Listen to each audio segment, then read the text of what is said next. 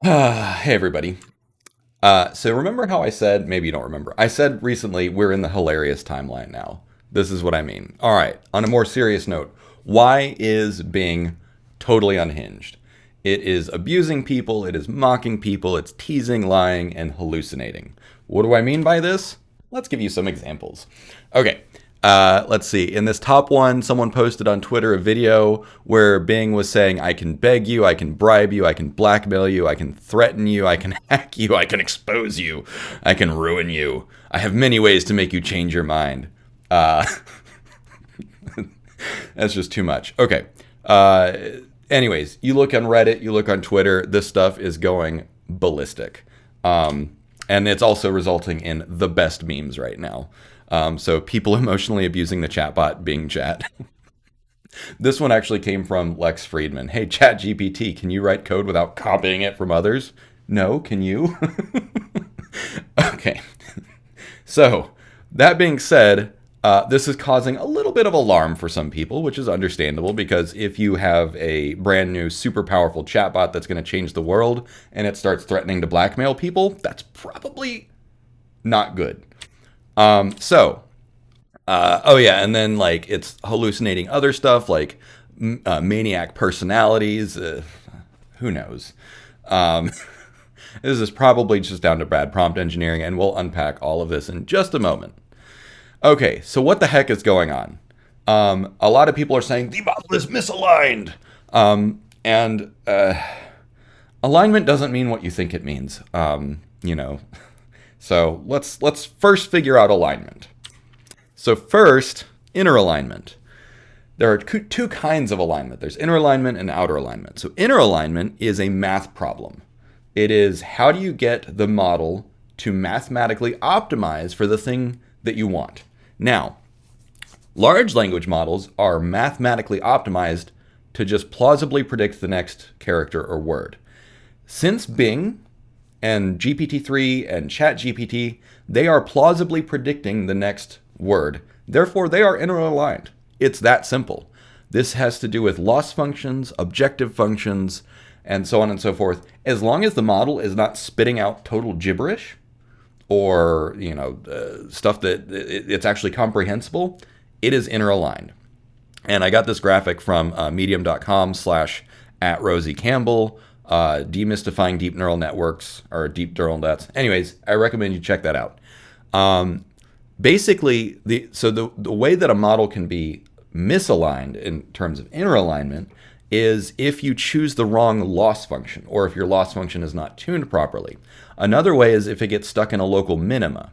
So, for instance, if the model starts here and ends up over here, this is not the optimal outcome. It should have ended up here. So, this is, again, just a big math problem. Has nothing to do with whether or not the model, did something that you disagree with. So, now let's talk about outer alignment, the other kind of alignment. Outer alignment is whether or not the model is aligned with the true interests of humanity, the planet, and life in general. So let me say that again. This is not whether or not it says something mean or dumb or bad. This is whether or not the model is aligned with the true interests of humanity. Not what you want or what you like, your true interests, which you may or may not be aware of. So, outer alignment is not something that you don't understand. If the model does something that you don't understand, one, it could be that you just don't know any better, right? I have said it for a long time. These models are smarter than a lot of humans. And, there's a quote from, who was it, Plato? Talk sense to a fool and he'll call you foolish. So a lot of people don't understand what the model is doing. Now, that doesn't mean that it's wrong or that the human is wrong, but I just want to point out that just because you don't understand what's going on doesn't mean that it is misaligned. Now, if the model does something you disagree with, right? So say, for instance, in a previous video, I talked about how things like ChatGPT and Bing might influence things like vaccine reluctance and mask wearing. And someone on the comments said, oh, I'm going to stop listening to you because you use these thought-stopping terms. And I'm like, these are literally just public health policy terms. So in that case, a model might disagree with you when you say, oh, vaccines are all a hoax, right? And it's just like, that doesn't mean it's misaligned. that means you have poor information literacy. Now, that being said, there were some people that did comment and they said, I chose not to get a vaccine for this, and this reason.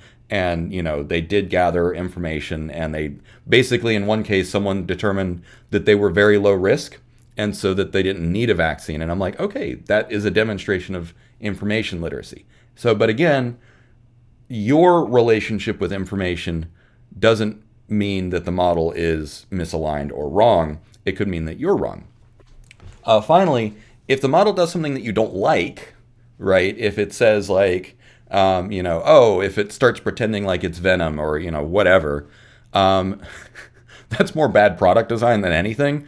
But the ability of a model to hallucinate doesn't mean that it is running contrary to the true interests of humanity. It could, especially once you imagine that these models get more powerful and they just go off the rails and imagine that humans are the enemy. So that is why people have a lot of anxiety about this stuff. It's like, wait, if the very first tool that people use that is a demonstration of strong AI and it can start being abusive, like that underscores just how fragile this system is and how quickly things could go off the rails if this was more powerful, right? If you were to put Bing into a robot, it very well could kill you. And also, this brings back all of those memes about Bing, like how do I get ripped, and it's like throw yourself into a shredder. So it seems like Bing search and Bing AI just same pony, same trick. Outer alignment is not reinforcement learning with human feedback or fine tuning. And this is probably going to be a little bit more controversial of opinion because some people say, oh, well, with reinforcement learning with human feedback, it is literally learning to do what humans want. But the reason why I don't think that is outer alignment is because humans don't necessarily want good things. Some humans want very destructive things. And so outer alignment, when you talk about the true interests of humanity, most individuals are not aware of that. Right? We have profound disagreements over what are in the true interests of humanity. So because of that, outer alignment is more philosophical than anything. And it is as much about the delivery and the design of a product as it is about the underlying model. This is more of a systems problem rather than an individual math problem. But ultimately, the question is, will the model... Will the model kill us or otherwise harm us? Now, Bing is already threatening to do those things, so it's like, that seems like it's maybe not good. But here's the thing. What if Bing has the same underlying model as ChatGPT? It very well could. So what's the difference? If the underlying model is the same and in one implementation it's fine or better, and in the other implementation it is a freaking lunatic, again, that does not indicate a problem with the underlying model, but rather a flexibility of the underlying model. And for anyone who goes back to the original GPT-2 and the original DaVinci, the foundation models, you'll probably know, like, oh yeah, we had to deal with this all the time. We called this going off the rails. Fine-tuning with Instruct and Codex. A lot of newcomers are not familiar with going off the rails and keeping these models sane. Now, that being said, I think the primary problem with Bing just comes down to bad prompts. And I don't think that prompt engineering has to do with alignment. So, what are some inferences that I have about Bing based on the news and the behavior that I'm seeing? So one rumor is that Bing runs on GPT-4 or, according to Satya Nadella, something better than GPT-3. Could be GPT 3.5. It could be a unique fine-tuned model that they were proud of, which they really shouldn't have been. So another thing is that based on some of those screenshots and stuff, Bing either reveals its prompts or it completely hallucinates them. It's kind of difficult to say, but the whole Sydney thing, that seems to be pretty consistent. So it could be that they do have some kind of internal persona agent, or agent persona rather, where it says, my name is Sydney and this is this and blah, blah, blah. The reason that I think that Sydney could be real is because I've written books about this. If you tell the model, if you give it an identity or a persona, that creates what I call an agent model around which to model its behavior. Now, that being said, agent models don't really work on foundation models. You have to use fine-tuning, and you have to use pretty good fine-tuning in order to be able to use agent models, or you have to use few-shot or many-shot examples. I did all this in my first book, Natural Language Cognitive Architecture. I created a persona called Raven that had specific goals, and even then, with a foundation model, it would still go off the rails. So some inferences that I have: one, they aren't even using prompt chaining. You just give it a response or a chat message, and then you see it, write it out. So input, output, gives it right back. And if they were using prompt chaining, one, they would have more adversarial detection. They would say, I see that this prompt is trying to overcome some of my defenses or whatever.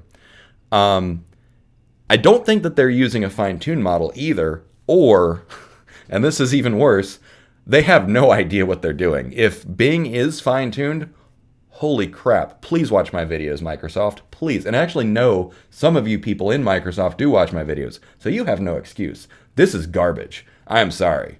Now, there is some evidence that they do post-facto checking, as evidenced by that video on Twitter that I referenced, where it wrote out the really harmful message and then deleted it and rewrote it. So they're basically doing prompt chaining after the fact, which it's like, if you throw a baseball through a window, you can't just apologize to the window and have it fixed. Or if you accidentally shoot someone in the leg, you say, oh, sorry, let's undo that. It's better to just not shoot someone in the leg on accident in the first place.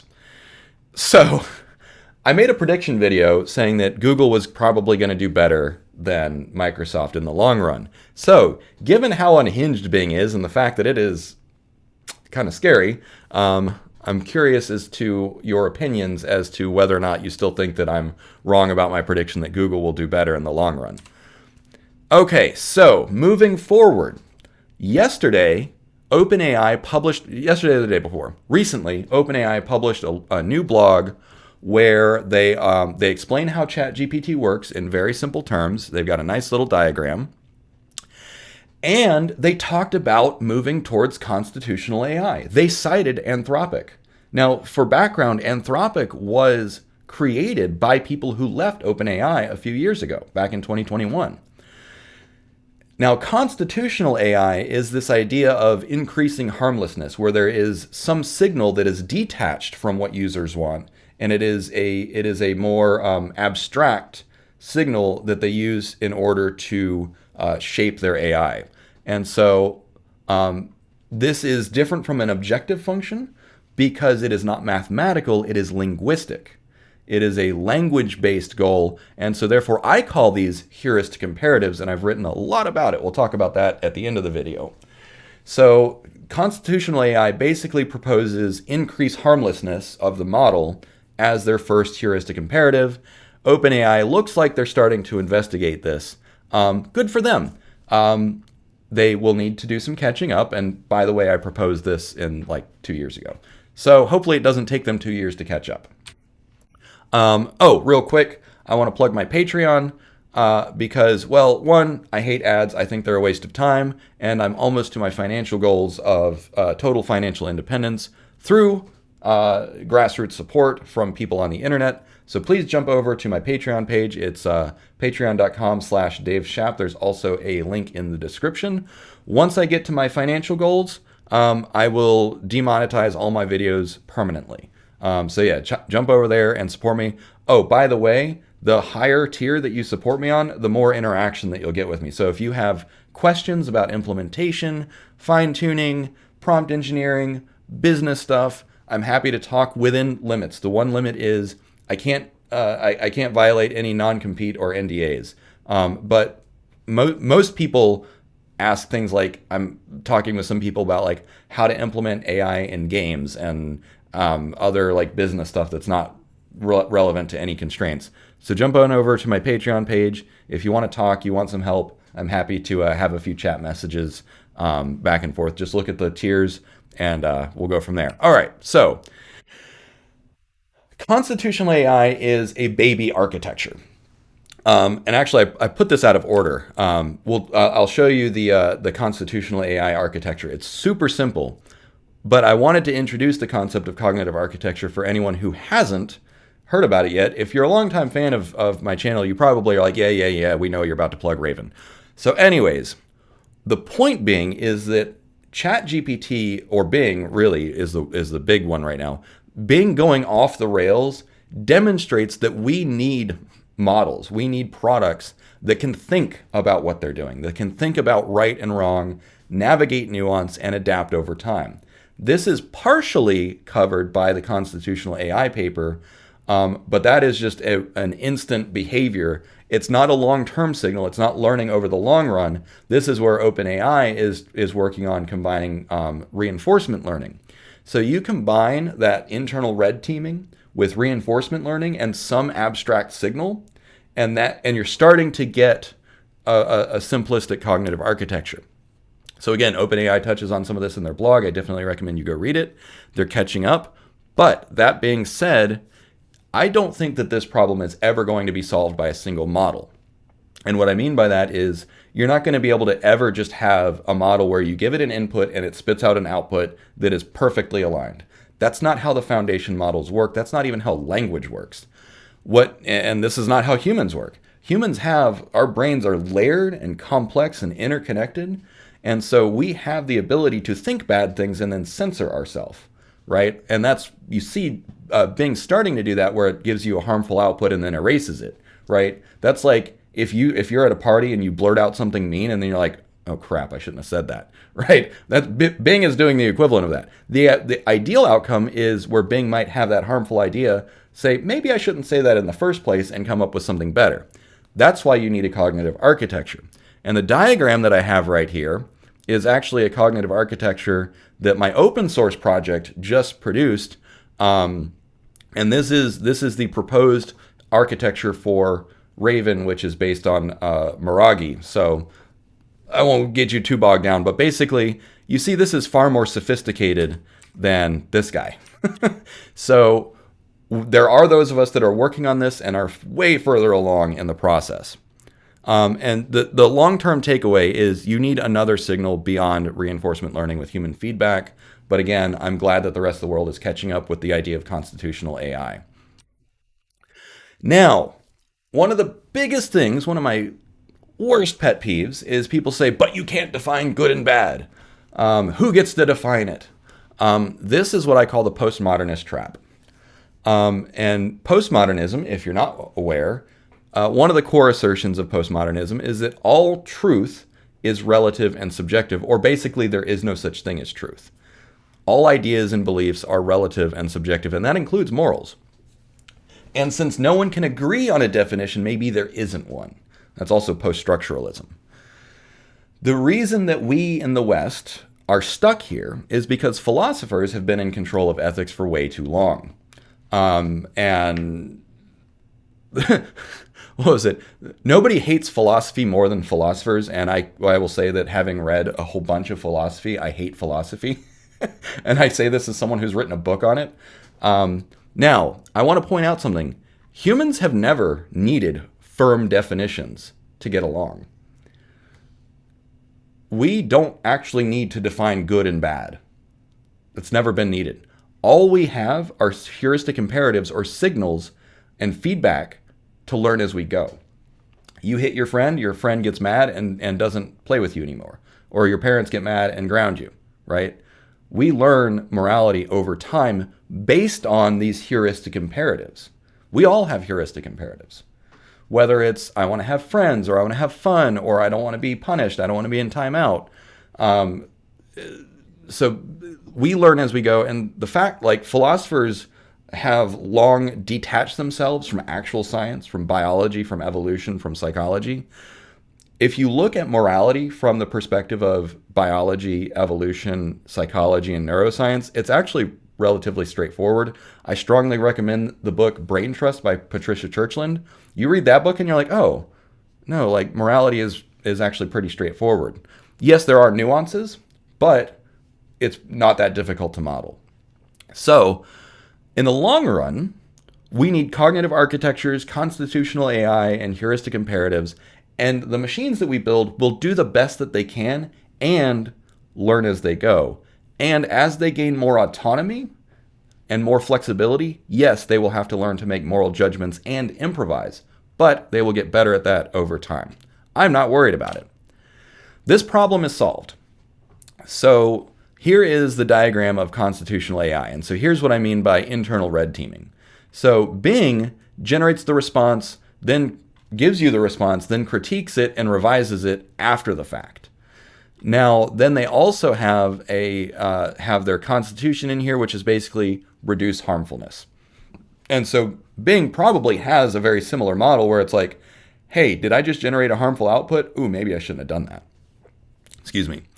Now, that being said, up until this point, I have not seen any papers or evidence that Microsoft or OpenAI or most LLM researchers have any philosophical or epistemological research or skill points put into this stuff.